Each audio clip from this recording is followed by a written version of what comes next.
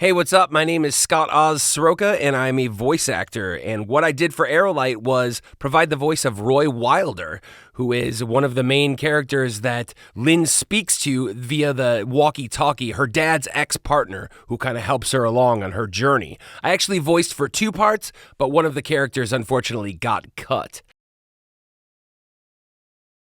As far as my work process and how I approached the task for Aerolite, I needed to do something a little older. They wanted somebody a little gruffier, a little hardened cop type thing, yet loving and understanding as a mentor to the main character because, this is her father's partner, so this is somebody that has obviously known her for many years.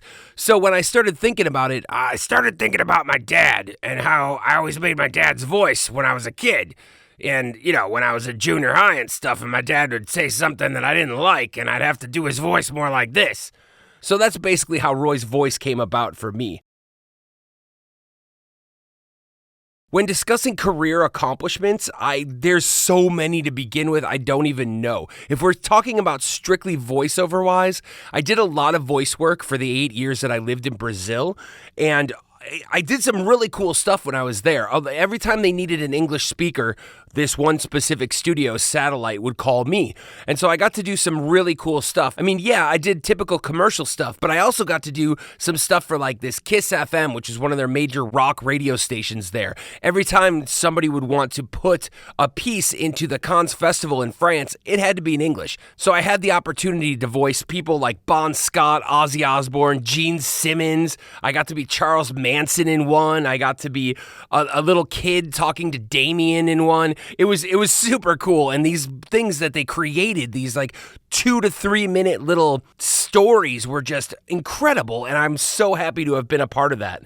Past that, I've done a lot of commercial work as far as different companies and whatnot, internal and external, and I look forward to doing a lot more.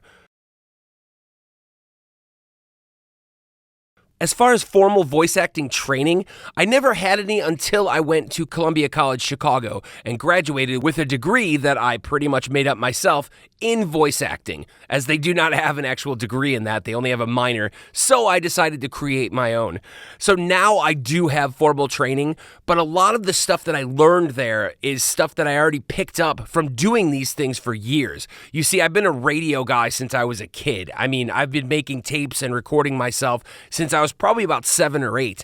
And then when I got older, the tapes became CDs, and the CDs became podcasts and radio shows, etc. I've had my Electric Lounge of Oral Ecstasy show for, over 13 years now. I've done over 275 episodes. So I've got a lot of training from doing this stuff for a long period of time, but it was never formal until recently. Where was I before Aerolite and where am I after? I feel I'm still in the same place. I'm just in a little bit better of a position. The fact that I got to voice a video game or part of a video game is super cool. It's something that I've always kind of thought of, that and animation, because a lot of the work that I've done is in the commercial area. So being able to branch out into a video game is just super amazing for me, and I really, really look forward to doing more.